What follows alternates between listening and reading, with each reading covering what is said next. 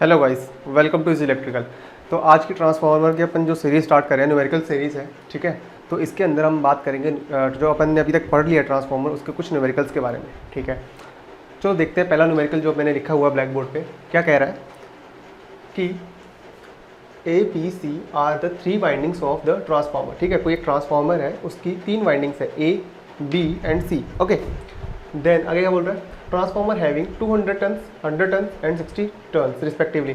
मतलब जो ए वाइंडिंग है उसके हैं अपने 200 टर्न, ठीक है। फिर बी वाइंडिंग है 100 टर्न और सी वाइंडिंग है अपने 60 टर्न, ठीक है। मैं यहाँ पे मेंशन कर देता हूँ जो हमारा ए है, मैं यहाँ पे इसको बड़ा बनाता हूँ।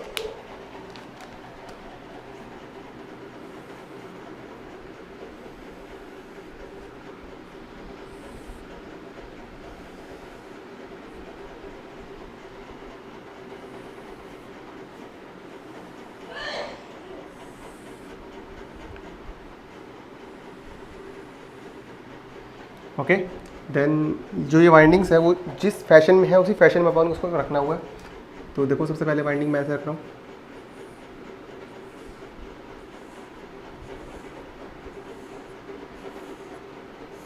ये निकाल ली। फिर ये वाली वाइंडिंग है, इस टाइप से है,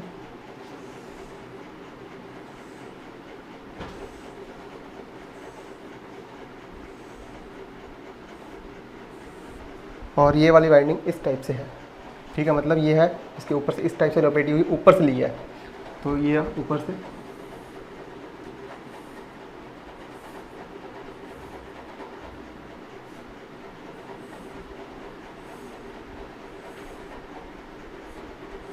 और इसको यहाँ से कनेक्ट किया हुआ है। ओके, तो ये हमारे पास क्या है, डायग्राम है जो मैंने यहाँ पे था वहीं पे बना दिया। यहाँ पे इसने सप्लाई वोल्टेज दी हुई है कितनी, 100 वोल्ट, ओके। ये है अपनी वाइंडिंग ए, ये है अपनी वाइंडिंग बी, ये है अपनी वाइंडिंग सी, और ये है अपना पॉइंट जिस पे निकालनी है वोल्टेज एक्स, और ये है पॉइंट अपना वाई, ओके। इतना आपको पता चल ही गया होगा। अब क्या बोल रहा है कि 200 टन है ए के अंदर, ए के अंदर है अपने 200 टन, ठीक है। बी के अंदर है अपने 100 टन और सी के अंदर है अपने 60 टन, ओके। तो सब कुछ मेंशन कर लिया अपन ने डायग्राम में। अब बोल रहा है when a voltage of 100 volt is applied across A, इस ए वाइंडिंग के अक्रॉस अपन ने क्या किया, 100 वोल्ट को अप्लाई किया है। तो इसके अक्रॉस अगर 100 वोल्ट का अप्लाई किया है तो पूछ रहा है the voltage that develops across X and Y point, इस पॉइंट पे और इस पॉइंट में कितना वोल्टेज जनरेट होगा, ठीक है। देखो जैसे ही मैंने वोल्टेज लगाया वैसे ही क्या होगा, एक करंट फ्लो होगा आई, ठीक है। अगर वो करंट आई फ्लो होगा किस डायरेक्शन में हो रहा है, इस डायरेक्शन में हो रहा है, ठीक है। इस आई करंट के कारण कोर में क्या होगा, एक फ्लक्स सेटअप होगा। फ्लक्स किस डायरेक्शन में सेटअप होगा, राइट हैंड रूल से निकाल लेते हैं। करंट की डायरेक्शन, फिंगर्स की डायरेक्शन को करंट की डायरेक्शन में रखा, रोटेट किया तो थंब क्या दिखा रहा है, फ्लक्स की डायरेक्शन को ऊपर की तरफ। इसका मतलब इसमें जो फ्लक्स सेटअप हुआ होगा वो इस डायरेक्शन में,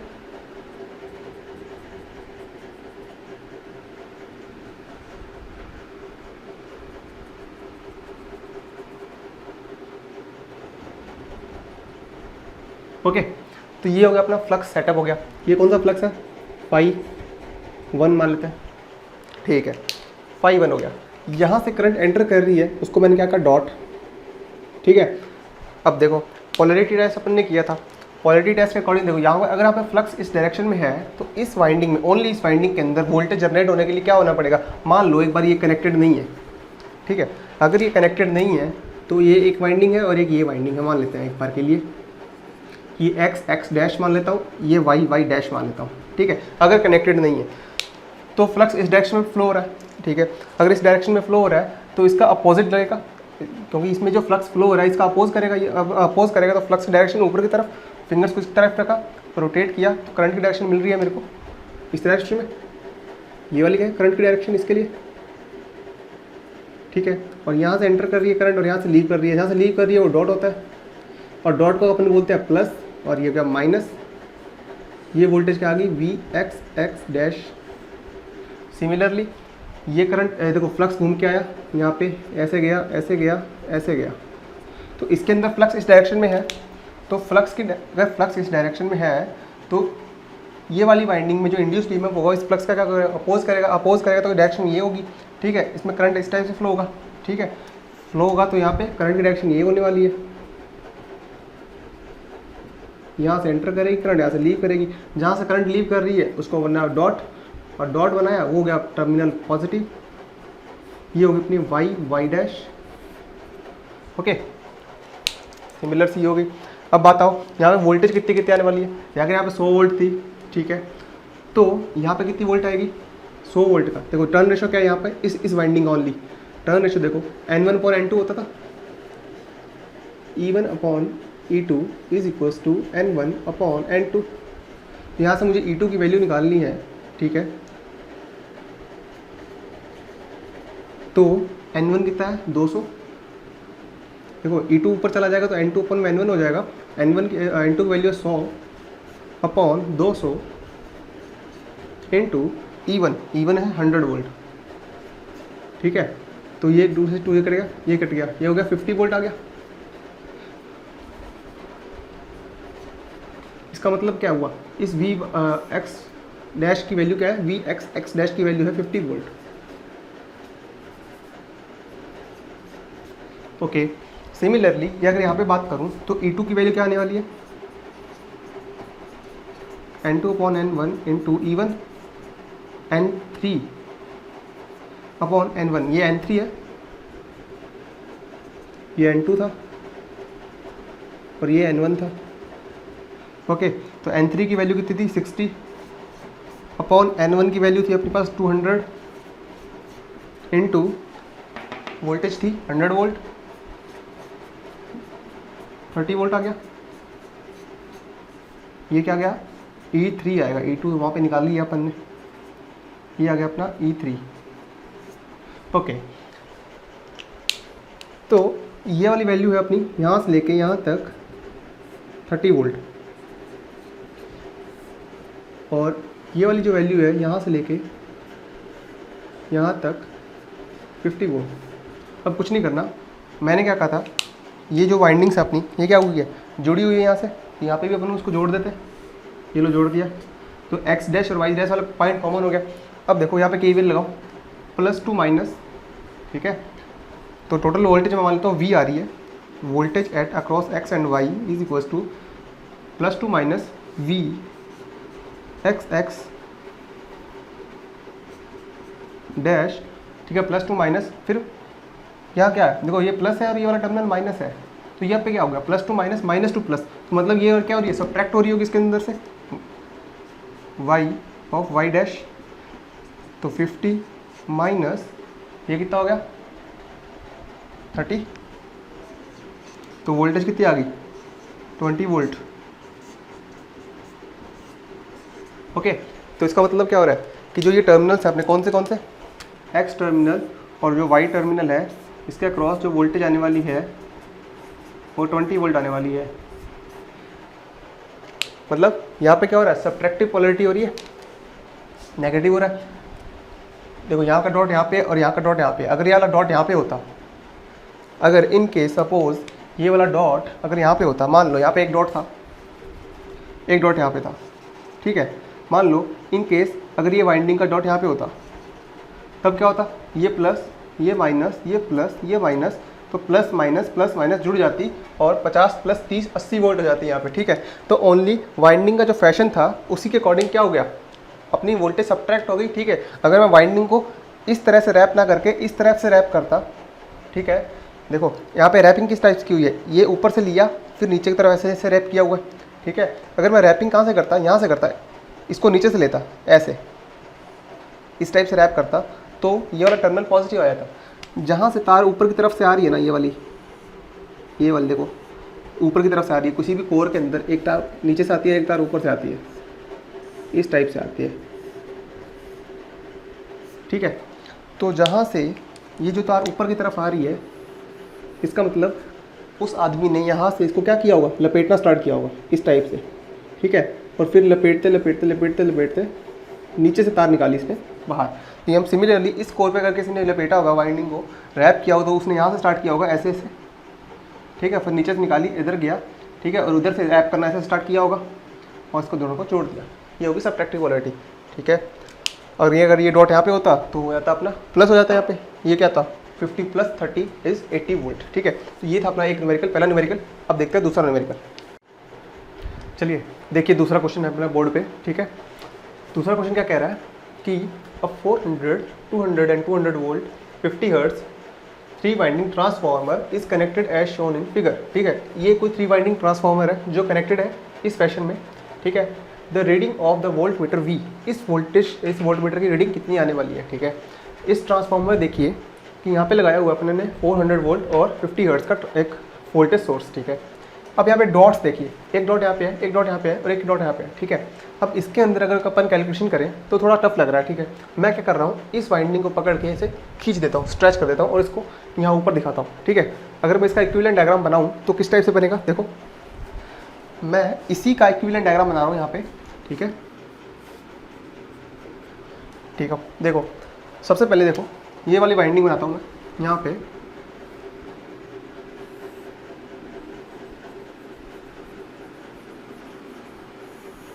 ओके। ये वाली वाइंडिंग बन गई। इसका डॉट कहाँ पे है, ये रहा डॉट, यहाँ पे मैं डॉट बना देता हूँ, ओके। इस पे क्या जुड़ा हुआ है, मेरा वोल्टेज सोर्स जुड़ा हुआ है, कौन सा 400 वोल्ट एंड 50 हर्ट्ज का, ठीक है। यहाँ पे मेरा क्या जुड़ा हुआ है, एक सोर्स जुड़ा हुआ है, कौन सा 400 वोल्ट 50 हर्ट्ज का, ओके।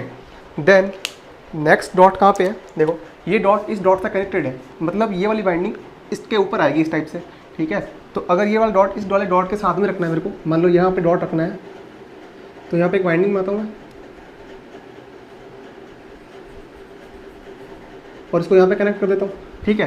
तो मुझे यहाँ पे देखो दोनों वाइंडिंग का कॉमन पॉइंट है ये रहा, ठीक है। दोनों कनेक्टेड, दोनों डॉट पास पास में, यहाँ पे भी दोनों डॉट पास पास में है, ठीक है। ये वाली वाइंडिंग का डॉट यहाँ पे है, मतलब ये वाला सिरा खाली है, इस वाले सिरे पे डॉट आने वाला है, इस वाले सिरे पे डॉट आने वाला है। तो यहाँ पे अगर मैं डॉट बना रहा हूँ, देखो इसको मैं रेड कलर से शो करता हूँ, ये वाला डॉट यहाँ पे आने वाला है, यहाँ पे एक वाइंडिंग बनाते हैं, ठीक है। तो यहाँ पे एक डॉट है रेड वाला, ठीक है। तो ये क्या हो गया, बन गया, ओके।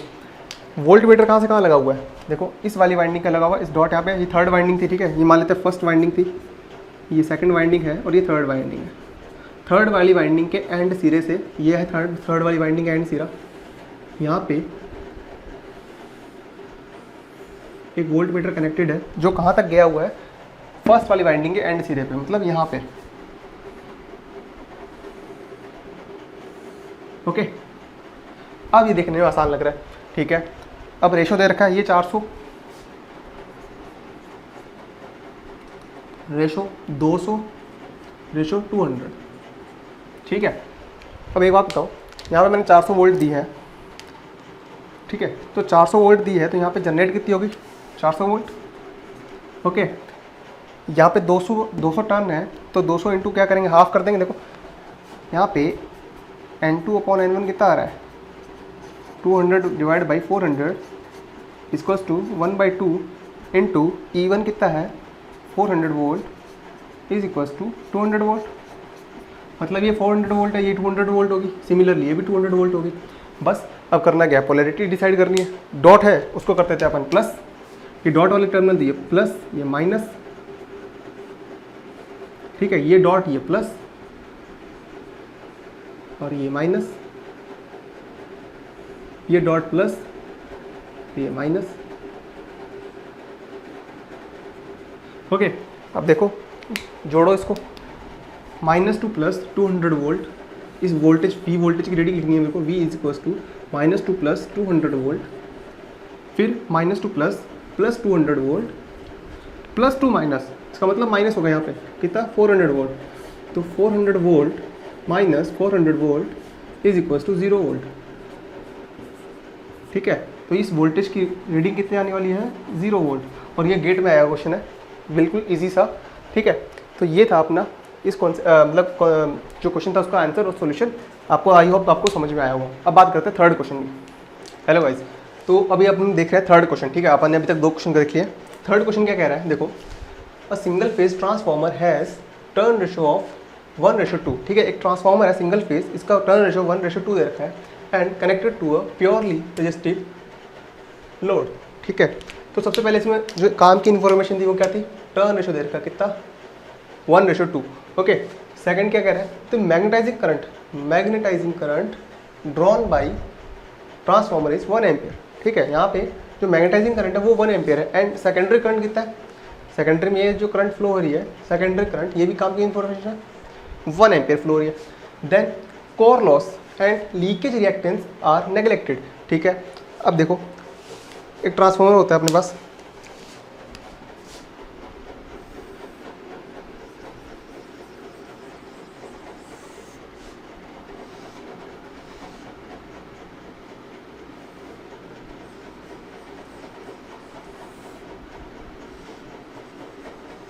यही तो है। ठीक है, इस ट्रांसफार्मर में क्या क्या होता था, एक तो यहाँ पे रेजिस्टेंस होता था, एक यहाँ पे इंडक्टेंस होता था, यहाँ पे भी एक लीकेज रिएक्टेंस होता था, यहाँ पे भी एक होता था इस टाइप से। ठीक है, और एक होती थी मैग्नेटाइजिंग ब्रांच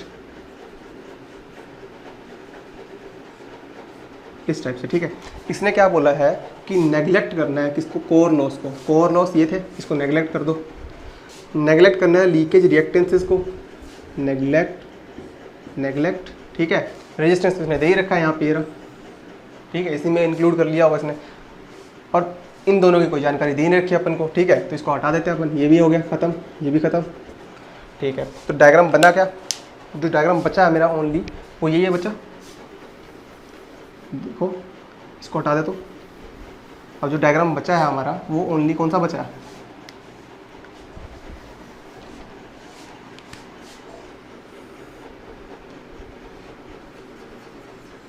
इस टाइप से एक, और यहाँ पे एक रेजिस्टिव लोड है। ठीक है, ये हो गया मेरा R, ये है 1:2। यहाँ पे हो रही है करंट फ्लो कौन सी, I2 कितनी 1 एम्पियर। ये है मेरी मैग्नेटाइजिंग करंट JXM। ठीक है, अगर इसमें IM करंट फ्लो हो रही है, उस IM की वैल्यू कितनी है 1 ampere at angle of 90 degree. Okay, ये है मेरी I2 डैश। ओके, तो देन मुझे निकालना क्या है, यहाँ पे ये वाली करंट निकालनी है I1, यहाँ पे V1 वोल्टेज लगा रखी है। सिंपल सा क्वेश्चन है। देखो रेफरिंग कर लेते हैं, ये 2 वाली है, इसको उठा के यहाँ लेके आना है। ठीक है, यहाँ से ले आओ, यहाँ से 1 एम्पियर से यहाँ पे लेके आओगे 2 एम्पियर बन जाएगा। ठीक है, कैसे बनेगा, देखो जो I2 डैश है वो I2 डैश अपॉन में I2 is equals to N2 upon N1। N2 कितना है 2 अपॉन 1, I2 की वैल्यू कितनी है 1, देन I2 डैश की वैल्यू कितनी हो गई 2 एम्पियर। ओके, ये होगी 2 एम्पियर, मतलब यहाँ पे जो I2 डैश की वैल्यू आई है वो आ गई अपने पास 2 एम्पियर। ओके, एक करंट यहाँ जा रही है, एक करंट यहाँ जा रही है, और ये अपन को पता है कि ये जो I1 है इस टाइम यहाँ पे दिख रहा है मुझे कि I1 किसका फेजर सम है, I2 डैश प्लस IM का फेजर सम है। ठीक है, तो अगर यहाँ बात करें कि जो I1 है मेरी वो फेजर सम किसका, IM प्लस I2 डैश का फेजर सम है। तो IM की वैल्यू कितनी है मेरे पास, ये मान लेते हैं एक 0 डिग्री पे था तो ये भी 0 डिग्री पे होगा। ठीक है, तो यहाँ पे 1 at angle 90 degree plus 2 at angle 0 degree. ठीक है, मुझे ओनली मैग्नीट्यूड चाहिए। ठीक है, अगर मुझे ओनली मैग्नीट्यूड चाहिए तो I1 का मैग्नीट्यूड कितना हो जाएगा, √1 का स्क्वायर प्लस 2 का स्क्वायर इज इक्वल्स टू, इसको हटाओ 1 + 4 √5, इसकी वैल्यू आती है लगभग 2.23 ओके एम्पियर आ जाएगी। तो इसका मतलब क्या हुआ, जो प्राइमरी में करंट फ्लो हो रही है ये वाली करंट है जो, इसकी वैल्यू कितनी आने वाली है 2.23 एम्पियर किसकी, I1 की। यही क्या मेरी प्राइमरी करंट है।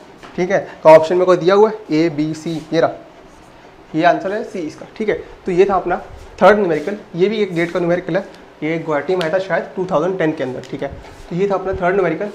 अब देखते हैं फोर्थ न्यूमेरिकल, जो लास्ट न्यूमेरिकल होगा आज की क्लास का अपना। ठीक है, तो गाइस अब हम बात कर रहे हैं क्वेश्चन नंबर 4 की। ठीक है, ओके, तो क्वेश्चन नंबर 4 में क्या कह रहा है, the following data were obtained on 20 kV 50 hertz. Actually यहाँ पे ट्रांसफार्मर की जो रेटिंग थी अपनी वो थी 2000 volt 200 volt. Okay, 2000 volt oblique 200 volt distribution transformer. ठीक है, draw the approximate equivalent diagram refer to low voltage side. तो ये क्या कह रहा है अपन को, इसने क्या किया है, open circuit test of transformer और short circuit test of transformer के पैरामीटर्स को दे दिया है।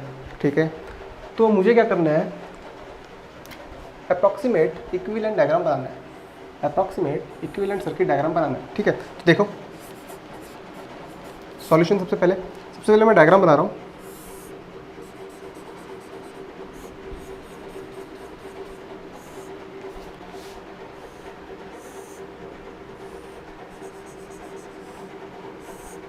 और एक ये थी अपने पास मैग्नेटाइजिंग ब्रांच। ओके, तो ये डायग्राम था इस टाइप से अपना कुछ। ठीक है, तो ये था आर एम की एक्चुअली आर सी की वैल्यू, ये थी अपनी जे एक्स एम मैग्नेटाइजिंग रिएक्टेंस, ये था अपना आर इक्विवेलेंट, ये था अपना एक्स इक्विवेलेंट। ठीक है, मुझे क्या करना है, इन सब की वैल्यू निकालनी है चारों पैरामीटर्स की। देखो सबसे पहले मेरे को क्या दिया हुआ है इसने, open circuit test. Open circuit test कहाँ होता है अपना, हमेशा लो वोल्टेज साइड होता है। ठीक है, और लो वोल्टेज साइड कितनी है 200 वोल्ट, और 200 वोल्ट की 200 वोल्ट अप्लाई की है। इसका मतलब यहाँ पे क्या हुआ है, रेटेड वोल्टेज अप्लाई की हुई है। अगर रेटेड वोल्टेज अप्लाई की है तो रेटेड करंट फ्लो होगी, और रेटेड करंट फ्लो होगी तो रेटेड लॉसेस मिलेंगे। ठीक है, तो ये जो 200 वोल्ट है एक्चुअली है क्या, ये है मेरी V नॉट की वैल्यू, ये है मेरी I नॉट की वैल्यू, और ये है मेरा P नॉट। ठीक है, तो सबसे पहले क्या आ रहा है, first by an open circuit test क्या फाइंड आउट करना है मुझे, आर सी और आर एक्स एम की वैल्यू, R C and X M. ठीक है, सबसे पहले देखो इसके अंदर करंट फ्लो होगी अपनी आई एम, इसके अंदर करंट फ्लो होगी अपनी आई सी, यहाँ पे करंट फ्लो हो रही है अपनी आई नॉट। ठीक है, आई नॉट की वैल्यू दे रखी है 4 एम्पियर है। तो देखो पी नॉट जो है अपना, सबसे पहले देखो P not is equals to V not into I not cos of phi not. Okay, यहाँ से मैं सबसे पहले कर रहा हूँ कॉस की वैल्यू निकाल रहा हूँ। तो पी नॉट की वैल्यू आ जाएगी P naught upon V not into I naught. तो इसकी वैल्यू कितनी आ गई 120 अपॉन 200 इंटू 4, 10 से 10, ये हो गया 3 पे गया। ठीक है, तो 3 ये चला जाएगा अपना 0.6 आना चाहिए, पॉइंट एक्चुअली 3 2 सा 1 15 45। ठीक है, 15 30 0.15 आ रहा है। ठीक है, तो कॉस ऑफ फाई नॉट की वैल्यू कितनी आ गई 0.15। अगर कॉस ऑफ फाई नॉट की वैल्यू है तो साइन ऑफ फाई नॉट की वैल्यू कितनी होगी। ठीक है, ये कैलकुलेटर से निकालनी पड़ेगी।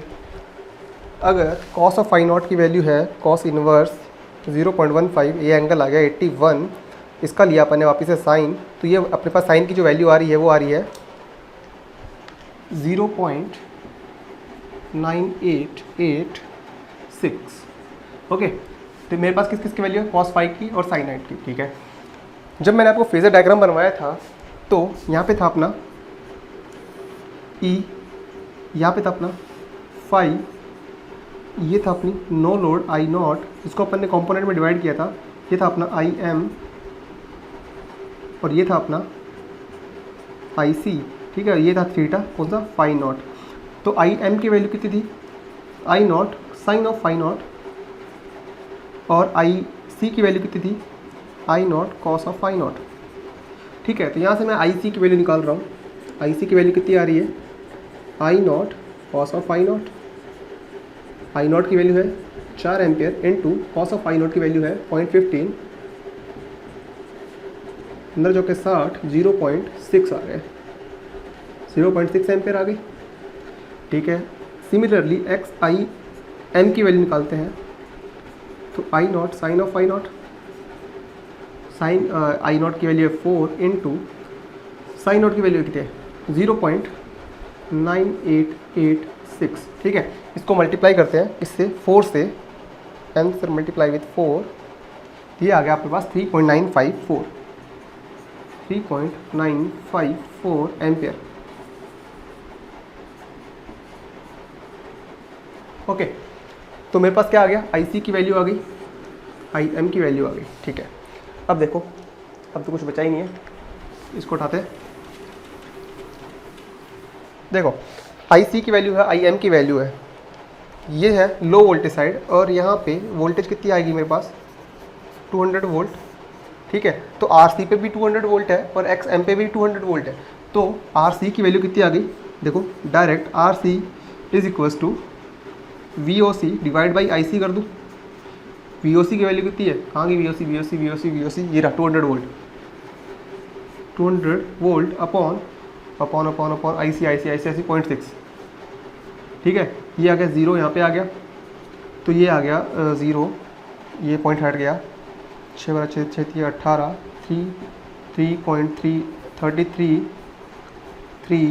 3.33 यही से चलता जाएगा। ठीक है, ये आ गया अपना ओम।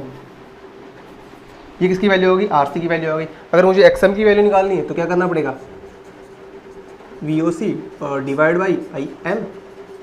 ओके, तो आई एम की वैल्यू देखो, वी ओ सी कितना है मेरे पास 2000 वोल्ट अपॉन आई एम की वैल्यू है 3.954। इसकी वैल्यू कितनी आएगी, कैलकुलेटर से देख चेक करते हैं। 2000 वोल्ट डिवाइड बाई 2000, एक्चुअली 2000 नहीं है, ये 200 है, 200 है, लो वोल्टेज सेट कर रहे हैं, वी ओ सी की वैल्यू 200 है, 200 डिवाइड बाई 3.954, ये आ गई अपनी 50.58 ओम। ठीक है, ओके, तो मेरे पास आर सी की वैल्यू आ गई, एक्स एम की वैल्यू आ गई। ओके, अब बात करते हैं शॉर्ट सर्किट पैरामीटर्स की। ये तो होगी अपनी बात किसके लिए, ओपन सर्किट से। अब बात करते हैं शॉर्ट सर्किट से। ठीक है, आई थिंक यहाँ पे आ जाएगा।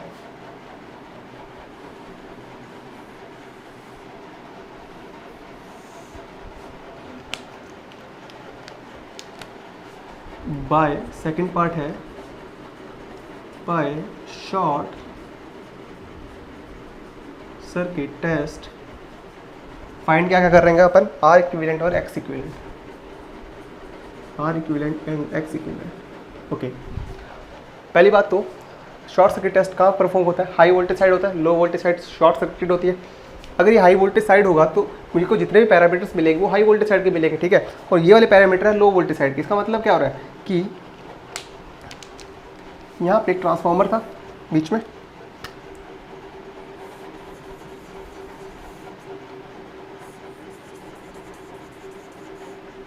ठीक है, ये था मेरा आर, ये था मेरा एक्स।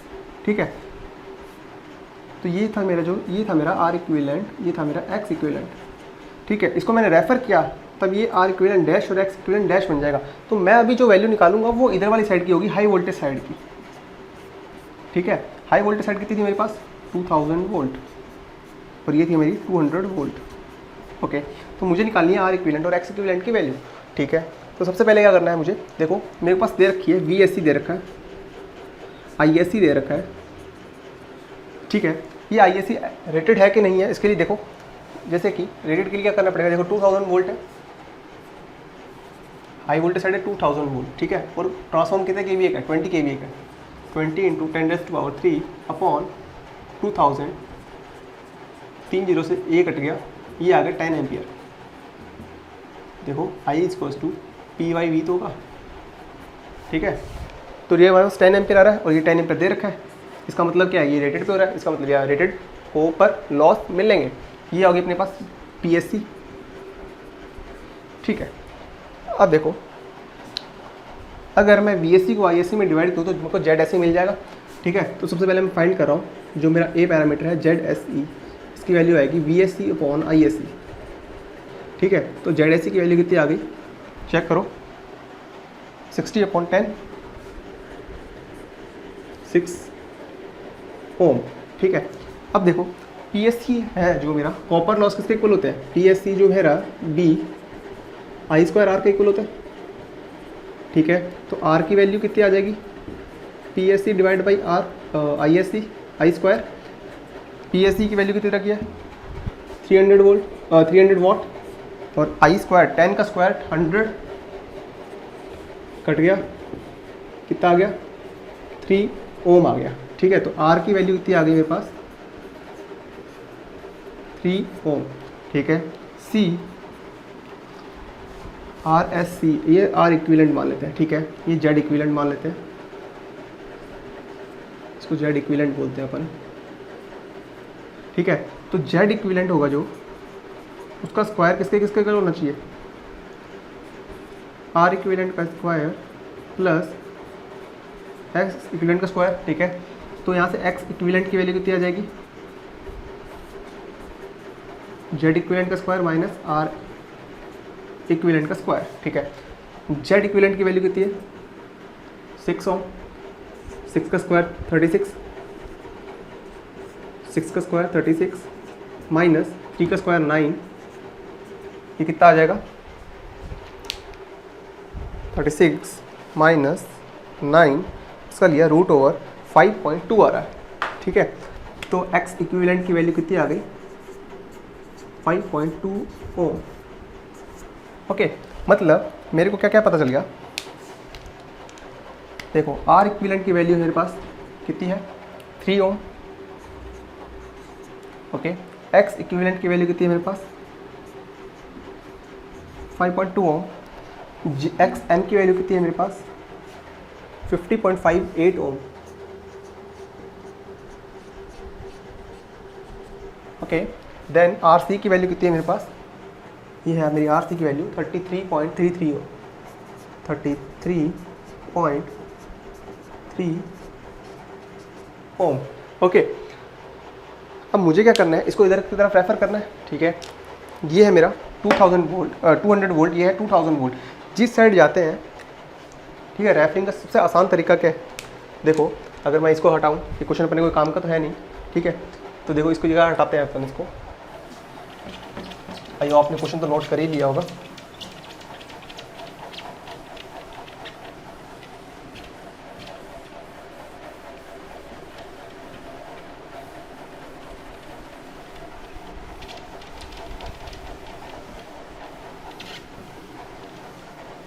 चलिए देखें, तो जी सबसे पहले क्या बना रहा हूँ अपन,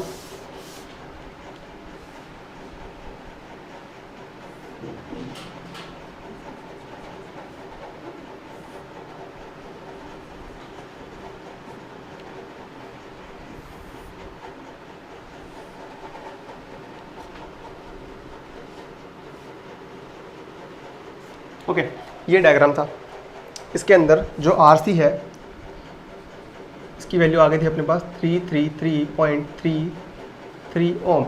ये था मेरा जे एक्स एम, इसकी वैल्यू आ गई थी मेरे पास 50.58 ओम,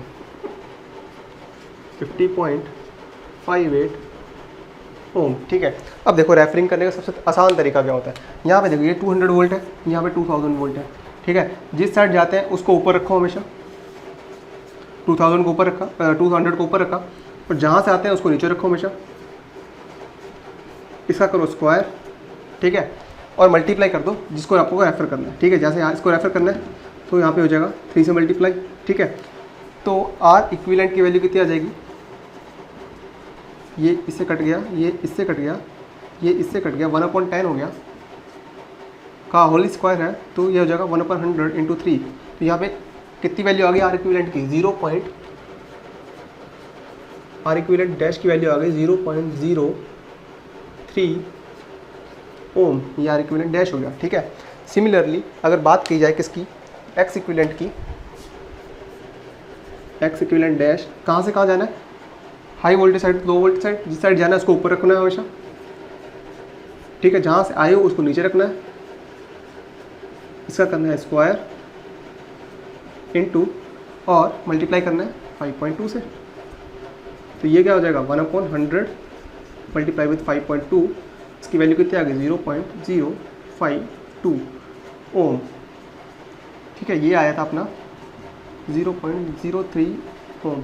तो एक्स इक्विवेलेंट डैश की वैल्यू कितनी आ गई अपने पास 0.052 ओम।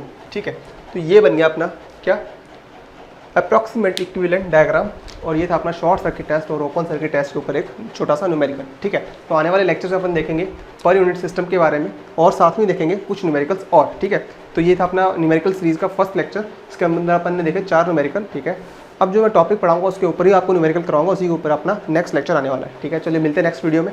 प्लीज़ वीडियो को लाइक करें, चैनल को सब्सक्राइब करें। Thank you so much.